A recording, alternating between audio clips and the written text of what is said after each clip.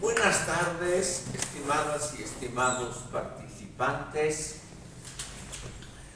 Como les decía en la última sesión, tenemos todavía cerca de 10 a 11 sesiones en este curso. Vamos a dedicar una buena parte de las sesiones faltantes a las instituciones que organizan elecciones y sus aspectos y problemas internos. Pero todavía durante 2 sesiones tenemos que ver algo muy importante. La pregunta típica de politólogos es cómo la ciencia política ha interpretado, censurado o aprobado los comportamientos electorales hasta hoy. Y ahí no hay duda que se ha escrito muchísimo sobre el comportamiento electoral y cómo los comportamientos algo tienen que ver con los sistemas legales que existen para la realización de elecciones. Mi deber es recomendar a ustedes también los adelantos y los elementos más importantes de la ciencia política a nivel internacional. Y ahí quisiera recomendarles a ustedes la obra de un politólogo alemán que todavía vive. Ahí está el nombre, Dieter Nolen. Este señor Nolen también ha escrito sobre Bolivia. Es un personaje de la izquierda, de la línea más progresista de la socialdemocracia, y él fue invitado aquí en los diálogos que organizó Álvaro García Linera al comienzo del periodo del MAS. Eran unos diálogos que se llamaban Mirando al Mundo desde Bolivia, donde Álvaro García Linera y la vicepresidencia invitaron a muy famosas personalidades del exterior, obviamente buscando réditos políticos, buscando que estas personalidades alaben el régimen que se inició llamado proceso de cambio. Y en el marco de estos coloquios es que vinieron algunas personalidades muy famosas. Tal vez ustedes eran muy jóvenes al comienzo del MAS, no se acuerdan. Entre ellas, este Dieter Nolen, toda la obra de Nolen, que son más de 50 libros, todo sobre procesos electorales, está traducida al español. Y gran parte de esa obra puede descargarse gratuitamente de Internet. Entonces, si ustedes quieren saber algo sobre cómo la ciencia política a nivel internacional trata problemas electorales, es el único tema que ha tratado en toda su vida Dieter Nolen, entonces pueden ustedes consultar algunas de sus obras.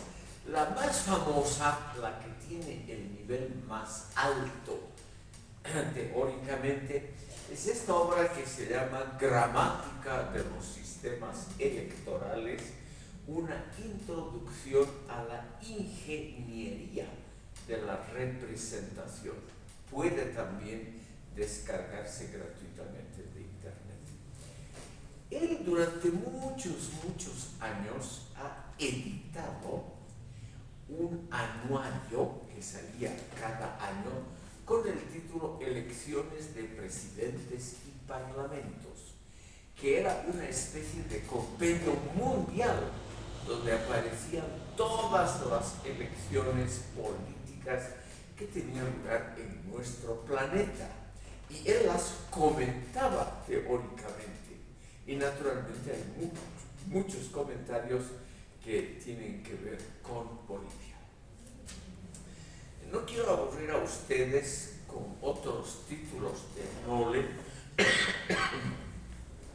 porque más bien vamos a entrar a ver qué es lo que él decía sobre esa curiosa relación que hay entre el sistema electoral y los resultados político-ideológicos. Por las dudas, él tiene también un muy famoso libro, también reeditado muchas veces, que se llama Elecciones en las Américas, un manual de datos. También puede descargarse fácilmente. Entonces, simplemente digitando Nolen, van a entrar a ustedes a lo que podríamos decir con ciertas limitaciones el nivel actual de la politología internacional, nivel referido exclusivamente a nuestro tema, comportamientos y sistemas electorales. ¿Cuál es una de las tesis principales de Nolen? Los sistemas electorales, diferentes entre sí, son, estimadas y estimados oyentes, indiferentes al tema de la posterior gobernabilidad. Se han hecho, el título mismo ya lo dice, una ingeniería de la representación. Se han hecho en este mundo, desde la antigüedad griega, muchísimas reformas y proyectos para alcanzar el mejor sistema electoral en el plano de la justicia representativa. Se cree que un criterio importante, esto lo dicen izquierdistas, derechistas, es independiente de la línea política, se cree que hay que esforzarse en que el sistema electoral represente de la manera más fidedigna posible a los intereses de los electores y a sus opciones ideológico-electorales.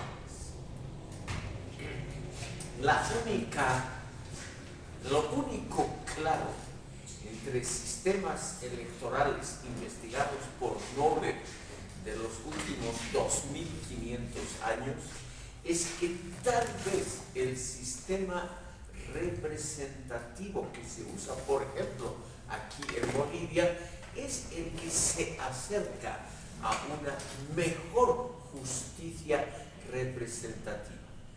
Porque este sistema permite también que partidos pequeños, por ejemplo, lo que queda del movimiento al socialismo u otros partidos pequeños, todavía alcancen un cierto número de representantes en el Parlamento, con lo cual se habría conseguido esa meta normativa suprema que es la justicia representativa. Un argumento contrario, estimado público, que también lo estudia Nolen, es que lo importante no es la justicia representativa, sino que el Parlamento no sea demasiado fraccionado, o sea, que aumente las posibilidades de una gobernabilidad sana. Entonces aquí tenemos una contraposición entre el anhelo, muy respetable, de una gobernabilidad práctica que funcione contra una posible justicia representativa que trata naturalmente siempre de favorecer a los desfavorecidos, a los partidos más pequeños, etcétera, etcétera. Con la idea, eso sí, estrictamente racional, y lo hemos visto en las últimas elecciones en Bolivia, de que un partido pequeño puede dar la gran sorpresa de convertirse en un partido grande, y que por lo tanto sería una injusticia histórica y jurídica el impedir el acceso al Parlamento o a las elecciones subnacionales de partidos pequeños. Seguramente, estimado público, este va a ser un tema de discusión en los próximos meses, porque yo calculo, de no equivocarme, que el Parlamento va a estar bastante fraccionado y que la aprobación de leyes, nombramientos, presupuestos, etcétera, va a requerir de negociaciones arduas entre los contendientes. Y eso no siempre se consigue. Entonces, la gobernabilidad, el hecho de, por ejemplo, contar con una representación amplia y segura en el Parlamento, que muchos creen que es el núcleo de una buena gobernabilidad, estaría a veces, no siempre, estaría a veces contrapuesta a la idea de la justicia en la representación, que trata de dar una oportunidad a todos, aunque al comienzo sea una oportunidad muy pequeña. Claramente, estimado público, los pequeños partidos, tanto de derecha como de izquierda, sobre todo los más radicales, son los que abogan por una ingeniería de la representación que permita acceder a parlamentos o a gobiernos subnacionales a partidos pequeños.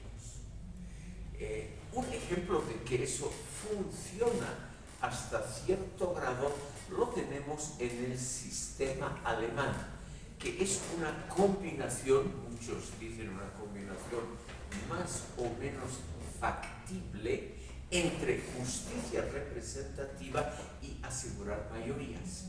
La Constitución alemana prohíbe el acceso al Parlamento de todo partido que haya participado en elecciones, pero que no obtenga por lo menos el 5% más 1 de los votos válidos. En otros países, ese umbral, como se llama, ese umbral es mucho más elevado o más reducido. Por ejemplo, aquí en Bolivia es 3%.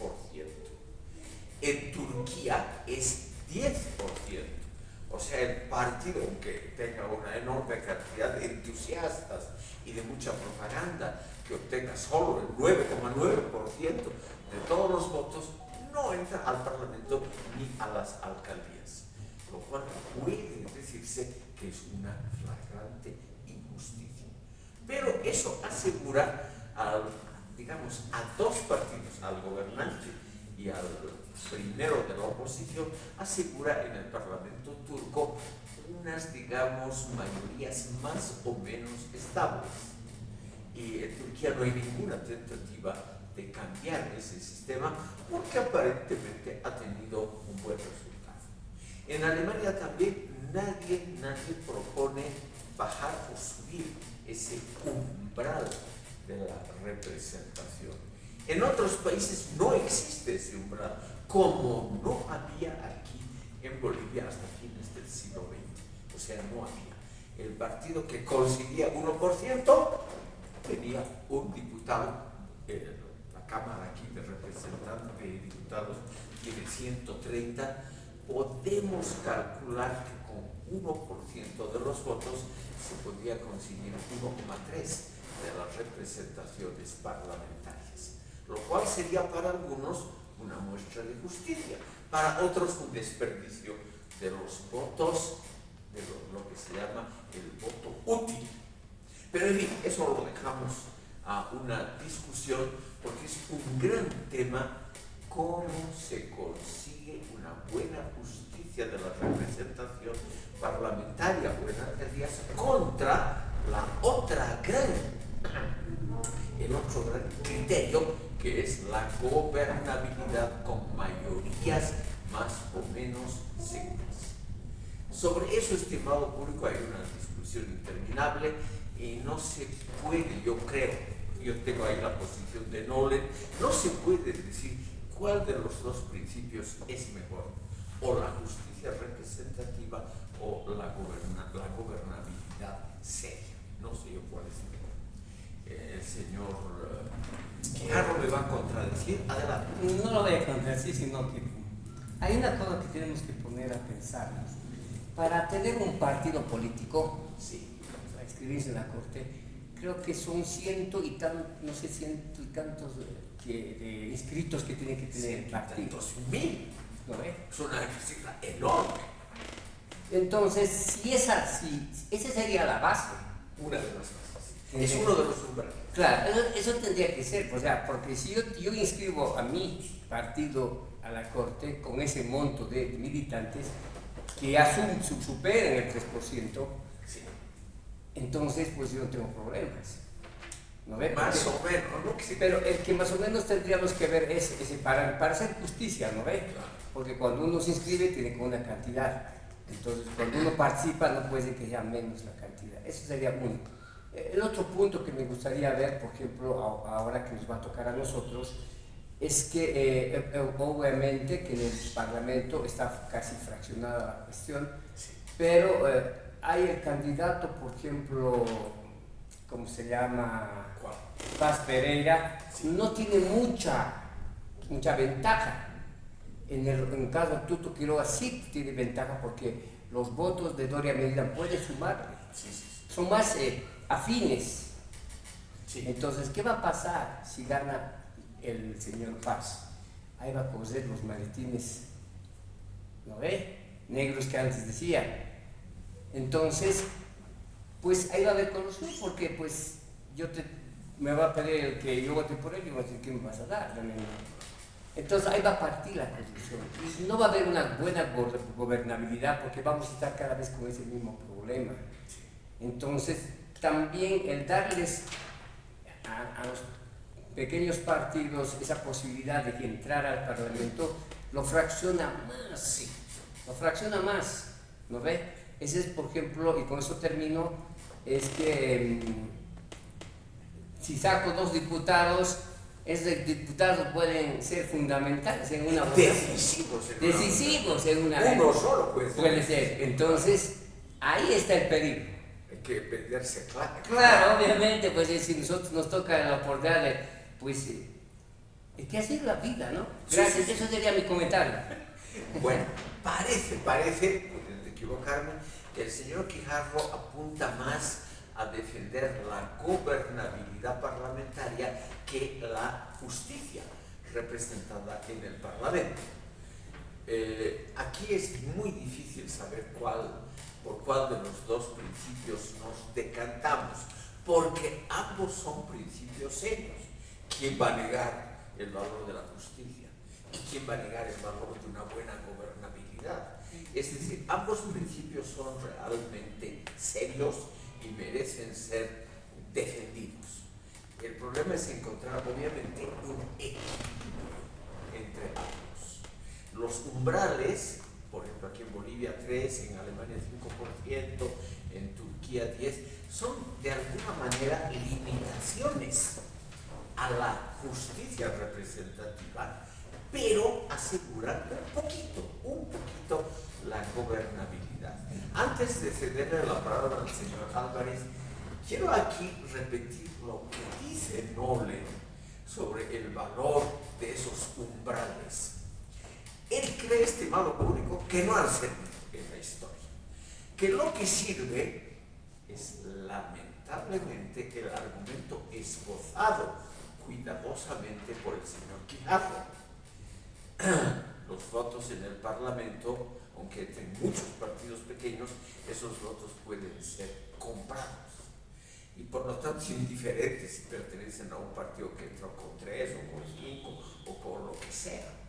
Ahora, no siempre, esto es también un tema muy interesante de estudio, no siempre la compra de votos parlamentarios ocurre por dinero. Aquí hay que considerar, estimado público, yo que tengo mucha desconfianza entre los políticos prácticos, pero debo defenderlos, porque no siempre es el dinero lo que mueve un voto. A veces, muy rara vez, es el sentido patriótico de que hay nomás que apoyar una medida, porque si no, el país podría estar, y nosotros, los propios parlamentarios opuestos, podrían estar peor. Entonces, a veces es un cálculo pragmático que se hace, muy rápido. Lo más usual es evidentemente la compra financiera de votos. Esa compra financiera no siempre es pagada en dinero, puede estar pagada en impuestos, en prebendas, en contratos. El Estado, aunque sea un Estado mínimo, siempre tiene muchas obras públicas, alquila muchos servicios. Por ejemplo, el Estado puede adquirir los servicios de politólogos en asesorías. Y entonces un voto favorable que puede ser pagado diciéndole, mira hermanito, tú tienes un pequeño instituto de investigaciones politológicas con 10 desempleados, te los vamos a pagar a ustedes, vamos a dar buenos contratos, si tú me das tu voto.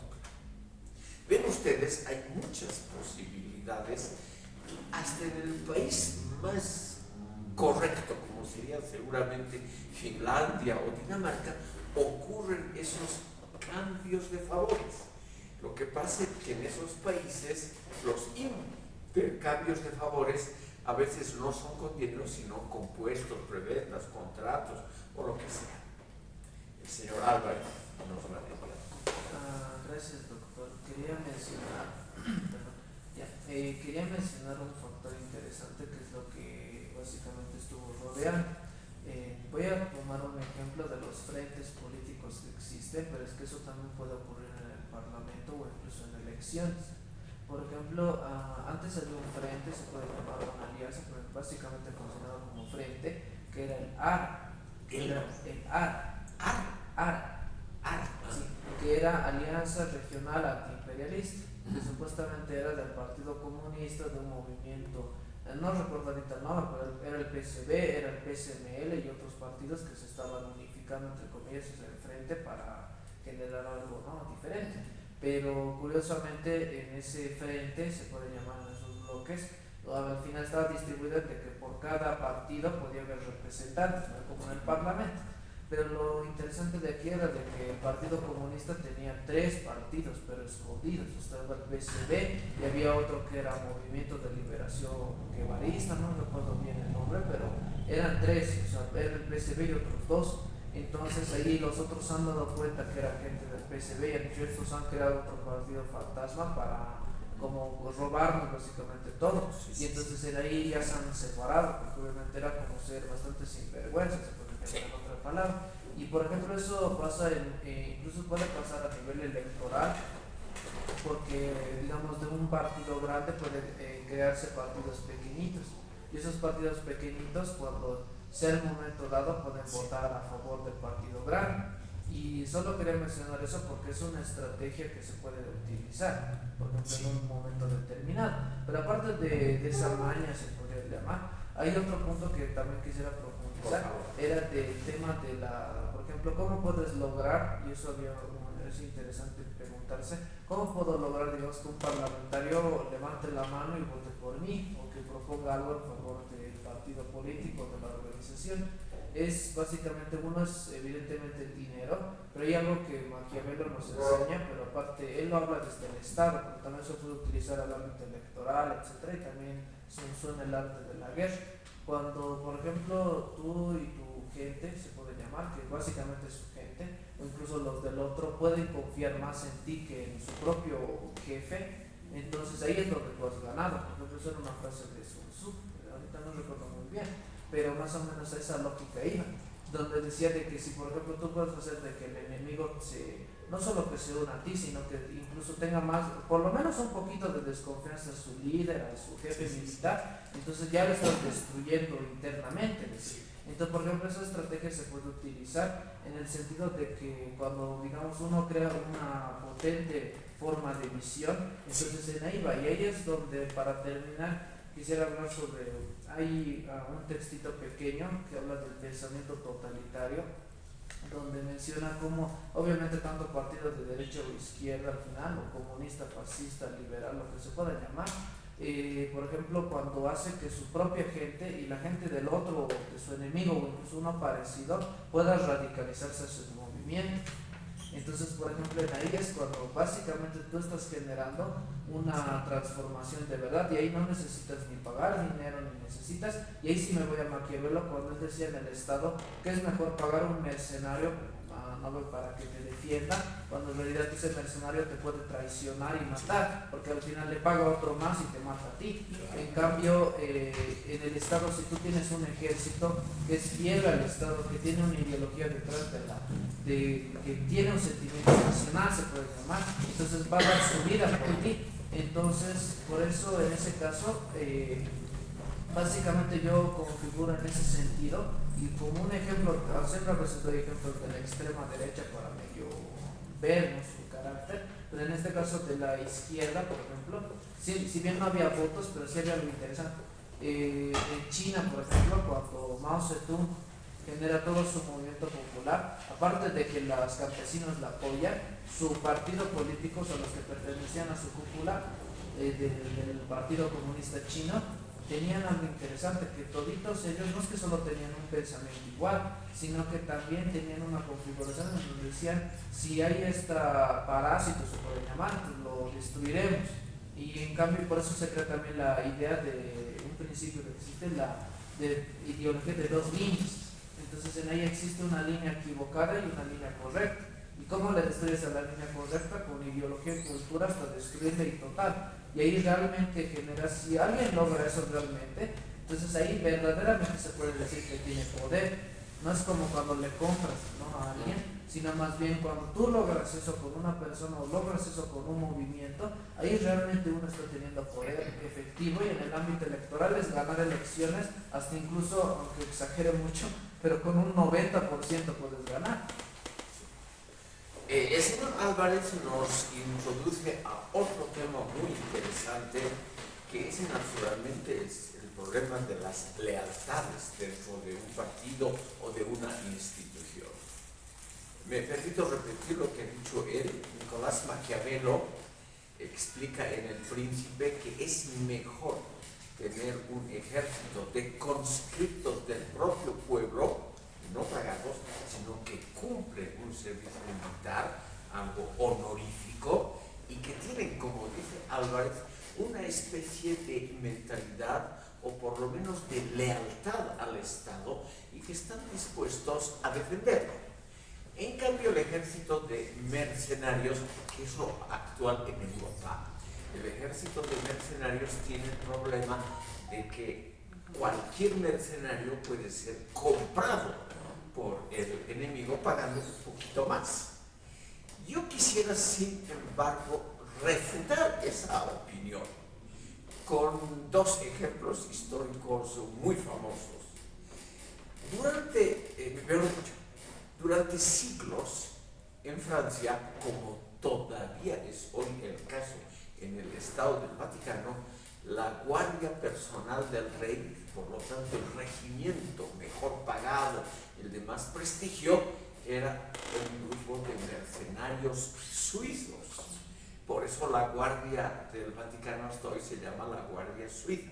¿Y por qué? Porque Suiza, en contra de lo que podemos creer hoy, Suiza durante siglos de siglos era un país muy pobre, un país montañoso, con gente muy aguerrida en las montañas, pero que no tenía suficiente terreno para cultivar, y que por lo tanto vendían algunos cantones suizos, como hace todavía hoy el cantón de Lucerna, vendían a sus hijos mayores para que entren a servicios de mercenarios. El ejemplo que yo quería mostrarle al señor Álvarez es el de la Guardia Suiza, que existió hasta la Revolución Francesa. Hasta la Revolución Francesa, los regimientos mejor pagados y de más prestigio, la Guardia Real, era también una guardia de suizos. Y durante uno de los actos más violentos de la Revolución Francesa, al final de la monarquía, los suizos, pese a recibir ofertas económicas notables, decidieron defender hasta lo último a su rey. Y todos murieron. La Guardia Suiza entera, en septiembre de 1792, fue completamente liquidada por las milicias populares, y estos suizos murieron defendiendo a quien los había contratado primero y rechazando ofertas económicas que no eran malas. Por lo tanto, yo quisiera también mencionar el segundo ejemplo, que son los ejércitos actuales en Europa Occidental.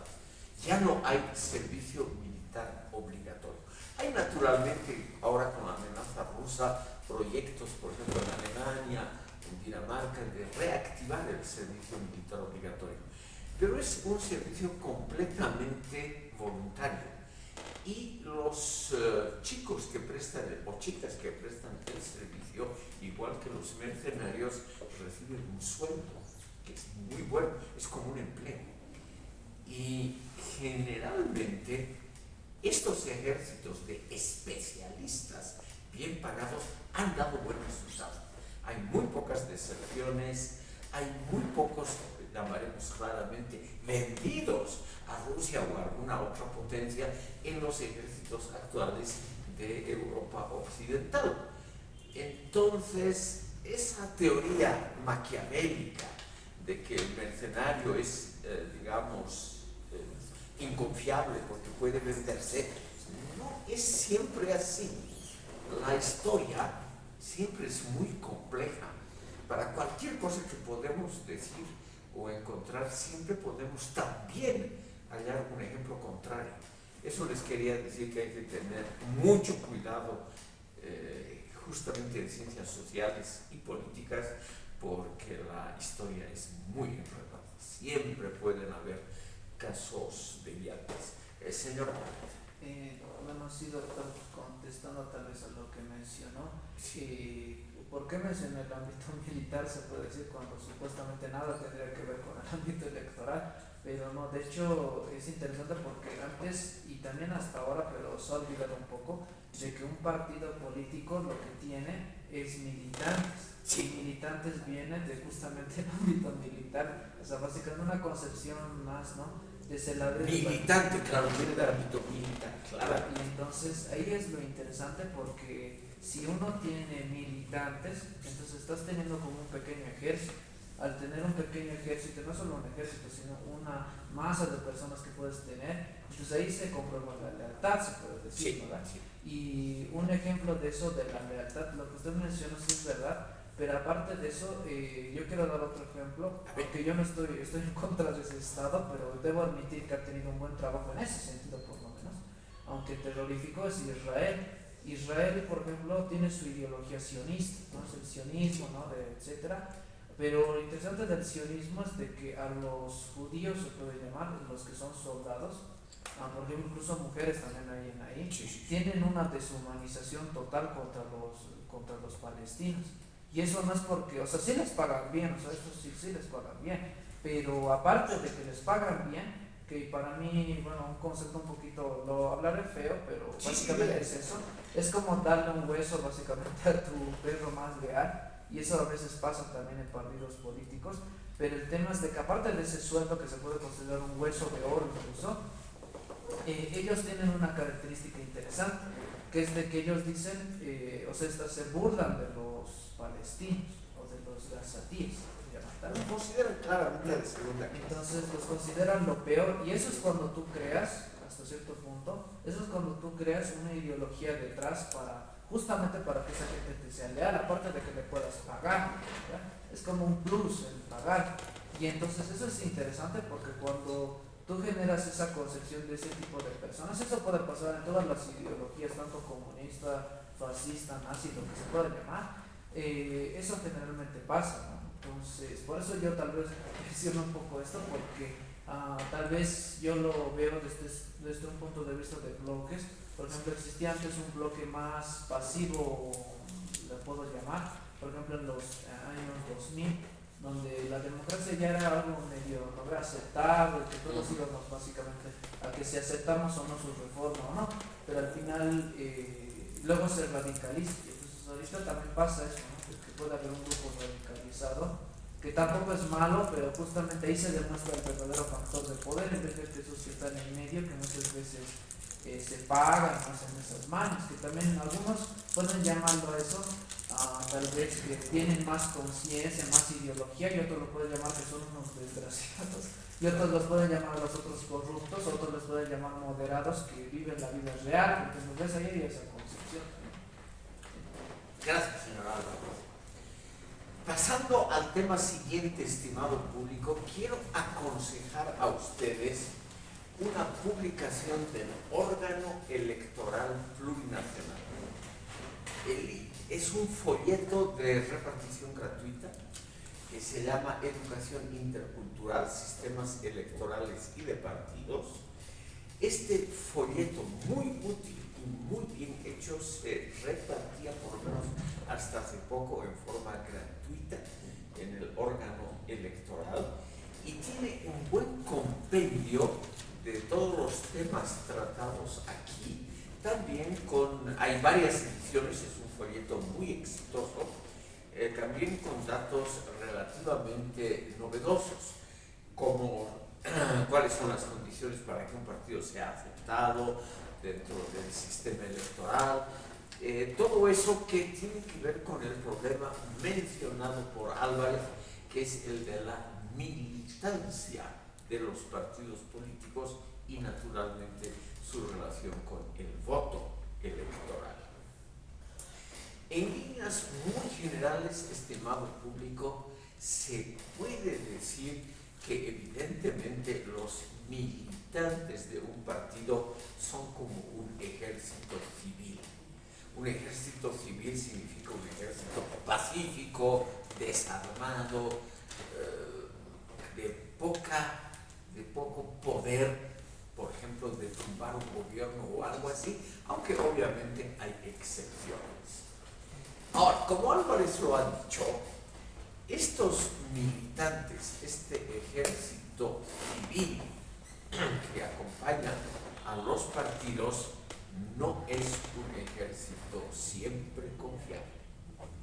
Lo más normal es que la gente se inscriba o apoye a un partido por lo que se llaman las esperanzas que uno tiene en el futuro.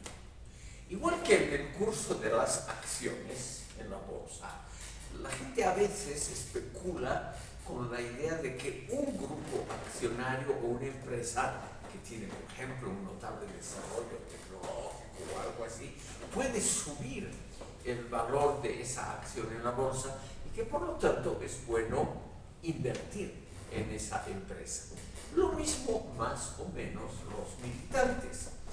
Uno generalmente hace una afiliación a un partido porque espera ganar algo.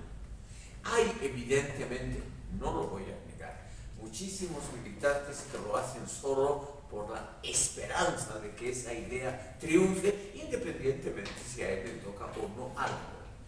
Pero yo me permito afirmar que una buena parte de la militancia espera alguna recompensa, algún progreso material, algo tangible. Prebendas, puestos, contratos o simplemente muchas veces la esperanza de que en los próximos años a uno le va a tocar ese empleo, ese contrato, etc. Muchas veces es la mera esperanza. Muy pocos son, creo yo, los militantes que realmente permanecen completamente fieles a un partido solo por la ideología. Y aquí yo le quisiera preguntar al señor Álvarez, porque yo supongo que es en los partidos de izquierda, sobre todo de izquierda radical, donde hay más militantes que están en el partido por simpatía con la ideología y no por prebendas. Me imagino yo que el grueso de los votantes, por ejemplo, de los partidos comunistas, socialistas en América Latina hasta por lo menos hasta el siglo XX, lo hacían más por una convicción de mejorar la situación, mejorar el mundo, en una palabra. Mi pregunta a usted, ¿son ingenuos estos militantes? Bueno, doctor, solo le quería mencionar de que, sí, por ejemplo, voy a tomar un ejemplo igual histórico rápido. El Partido Comunista Chino, que es justamente su principal autor en el que se basó para triunfar, o sea, aparte de Marx, etcétera, en este caso fue a un chino que justamente mencioné del arte de la guerra, Sun Tzu. Sí. Y Sun Tzu dice algo interesante, que es de que en la guerra, aparte de que tienes que tener compañeros fieles, como lo que mencionó, ¿no? De que tienen que tener una convicción revolucionaria, en ese caso del Partido Comunista, Partido Marxista-Leninista, lo que se quiera llamar. Aparte de eso, tiene que tener, o sea, tiene que ver la evolución y tiene que ver, en ese caso se habla del ejército, ¿no? Tiene que ver con la evolución, pero hay algo interesante que dice Sun Tzu también en ahí, de que tienes que tener a tu ejército bien alimentado. Y ahí es cuando es interesante. Obviamente él habla de guerra en un contexto bélico, ¿no? Donde básicamente apenas hay para comer, entonces les das alimentos como una bendición. Pero en un partido político, aparte de darles entre comillas comida, hay que darles justamente lo que usted menciona. Y ahí es el desarrollo, claro, ese es el desarrollo de la propia organización. ¿Y por qué, por ejemplo, y ahí me remito a los jóvenes de 1970 o de los 80 también, o incluso de los 60, ¿por qué tenían ese pensamiento que se puede llamar más guevarista, ¿no? De ir con las armas, Sí. todo así? Porque aparte de que no es porque iban por tontos, sino más bien estaban viendo un factor interesante que era de cómo puede evolucionar eso, no solo para su beneficio de él, sino para el beneficio de tal vez sus papás, porque muchos, por ejemplo, eran campesinos, entonces, o trabajadores, entonces decían, si me he visto este partido, entonces realmente voy a poder generar esto, ¿sí? Y a la vez tiene un pensamiento comunal, pero a la vez tiene un pensamiento individual. Entonces eso es interesante porque cuando generas eso, ahí realmente se tiene una conexión real, y eso es lo que ha hecho el Partido Comunista Chino en su mejor momento, se puede llamar, y también lo ha hecho el Partido Comunista Soviético, etcétera, y otros que había, y en eso sí también le doy por así decirlo, la gloria, que el Partido Comunista de Bolivia, por lo menos desde mi percepción, hasta 1970, cuando estaban con Brezhnev en esa época de la Unión Soviética, hasta ese momento era 1000 veces mejor en el sentido de justamente velar por lo individual y colectivo, ¿verdad? Tenían ese mejor pensamiento que otros partidos que básicamente estaban destruidos internamente y básicamente decían, no, es que yo voy a ser un jefe secretario general, yo entonces no tenían una unidad de nada. Entonces más bien el Partido Comunista era como uno solo, y ahí es, por ejemplo, un gran factor que tiene eso. Gracias, señor Álvarez. Lo único que me ha sorprendido de usted es esa cifra que usted ha dado, 1000 veces mejor el Partido Comunista hasta 1970 que los otros. ¿Por qué ha dicho usted en forma que yo diría enfática 1000? ¿Por qué no ha dicho era un poquito mejor que los otros? ¿Se nota tal vez una simpatía Bueno, en ese momento, histórica por ese momento? En ese momento, yo viendo la historia en ese lado, sí, porque de hecho cuando ha nacido el Partido Comunista Marxista-Leninista, que era su división de ese momento, yo incluso consideraba de que el PSML, en su tiempo, los primeros 2 años del primer secretario general de ese momento, que luego le mató la CIA, etcétera, realmente ahí sí tenía justamente lo que ha pasado. Lo que sí reconozco al Partido Comunista es de que ha podido hacer, que haya esa unidad. En cambio el PSML lo logró, pero 2 años le mataron a su líder. Igual pasó con el Partido Socialista 1, no el gran Marcelo Quiroga Santa Cruz, todo, perfecto, y eran uno solo, así iban no porque era un caudillo, sino más bien por ese pensamiento justamente colectivo. Pero luego cuando le matan a él, todo se destruye. Entonces, en cambio el Partido Comunista es como que ha logrado sobrevivir hasta esa etapa, luego ya ha ido cayendo y muriendo, pues igual ha pasado lo mismo. Pero sigue existiendo, claro, en la sombra. Sí, pero bueno, yo pertenecía ahí. ¿Ah, sí? Sí, el joven. A la juventud. Sí, pero ya no. Perdón, un pequeño paréntesis histórico, porque evidentemente un partido que aguanta tantas décadas tiene que tener algo más electoralmente que repartición de prebendas, tiene que tener algo que entusiasme realmente a la gente, sobre todo a los jóvenes. Por eso me atrevo a preguntarle al señor Álvarez, cuando usted militaba en su juventud, en la juventud del Partido Comunista, ¿usted creía realmente que esa era la solución para el país y para el mundo? Sí, porque al final de por sí lo que sí yo pensaba, básicamente yo desde el inicio, más estoy de acuerdo, aunque obviamente aquí ya seguramente algunos van a decir, no, está mal, pero bueno, con el maoísmo, con el Mao Zedong, ¿verdad? No, es la división que hay. Pero la idea, lo interesante de ahí es de que como el PSML ya estaba muriendo, y también en otros partidos, como no se encontraba, entonces yo he dicho, ya bueno, otro que tal vez está mejor es el único que era el Partido Comunista. Y de ahí bueno, he tenido a hablar con algunas personas, y bueno, me han unido, y lo único malo es de que, bueno, aparte del ámbito ideológico que tal vez me podía chocar, Sí. más allá de eso, era de que, bueno, ha tenido una decepción total, por eso le mencionaba eso de las actividades, Sí, porque sí, eso genera dinamismo y genera que las mismas personas se sientan más conectadas. sí. Pero en cambio, por ejemplo, en mi experiencia personal, decían, a ver, vamos a ir a una marcha fabril, yo nomás fui, entonces, en cambio nadie más ha venido, yo no, ni siquiera tenía bandera, me ha tenido que intentar, y luego al final han dicho no vamos a poder venir y no sé qué, han puesto excusas, y ese dinamismo arruina, se decepciona básicamente. Claro. Y en cambio si hubieran venido, digamos, por lo menos 10 compañeros, ni siquiera 1 millón, así, ¿no?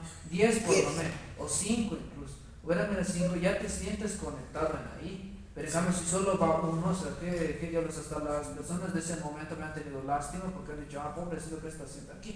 Pero, y lo importante por eso es el dinamismo y es esa idea de militancia real. Sí. Quisiera indicar, estimado público, que este investigador alemán, Dieter Nolen, junto con un mexicano llamado José Reynoso Núñez, ha publicado un libro que se puede descargar gratuitamente, que se llama Sistemas Electorales y Partidos Políticos, donde él menciona el enorme atractivo de las ideologías juveniles que entusiasman a la gente como uno de los motores más importantes para la actividad electoral, que es lo que sobre todo tenemos que ver en este curso.